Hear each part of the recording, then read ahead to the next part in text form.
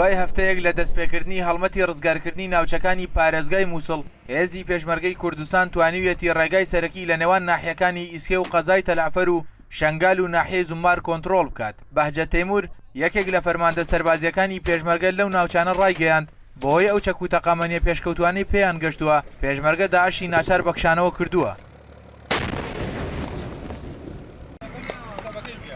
هەروەها بە گوێرەی زانیاریەکان پێشمەرگە بە درێژایی 400 کیلۆمەتر و بە قوڵایی 15 کیلۆمەتر ناوچەکانی هەردوو ڕۆژئاوا و ڕۆژهەڵاتی بەنداوی مووسڵی بە شێوەیەکی تەواوەتی کۆنتڕۆڵ کردووە و ئێستا تەواوی ڕێگاکانی بەنداوەکەی لەژێر دەستدایە.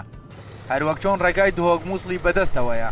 هاوکات لەگەڵ بەردەوامی هەڵمەتەکانیدا پێشمەرگە دەستی کردووە بە گواستنەوەی خەڵکی لەو ناوچانەی شەڕ و پێکدادانی پێگەیشتووە بەتایبەت لە ناحیەی ئیسکێ کە داعش بە شێوەیەکی هەڕەمەکی بۆردومانی دەکات.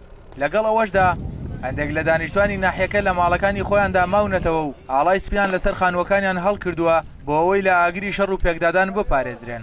لە بەرامبەردا چەکدارانی داعش بە لێدانی خەندەق و تەقاندنەوەی پردەکانی نێوان ناحیەی ئیسکەی مووسڵ و تەلعفەر و زومار و شەنگال دەیەوێت خۆی لە هێرش و هەڵمەتەکانی پێشمەرگەی کوردستان بپارێزێت.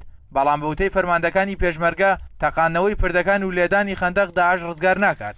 تاکید لەوەش دەکەنەوە داعش ڕۆژانە ئەندامەکانی لەدەست دەدات و هێزی پێشمەرگەی کوردستان سەرکەوتنی بەردەوام بەدەست دەهێنێت بەتایبەت لە زومار و ڕەبیعە و ناوچەی سنوون. هەروەها فەرماندەکانی پێشمەرگە ئاماژە بەهۆش دەکەن بەهۆی کۆنتڕۆڵکردنی زۆربەی خاڵە استراتیژیەکان لەلایەن هێزەکانی پێشمەرگە و بڵاوکردنەوەی چەکی پێشکەوت و داعش توانای جوڵەی زۆری نەماوە و هەر هێرش و پەلامارێک لەو ناوچانە ئەنجام بدات تەنها بۆ سەلماندنی بوونی خۆیان و هیچی تر.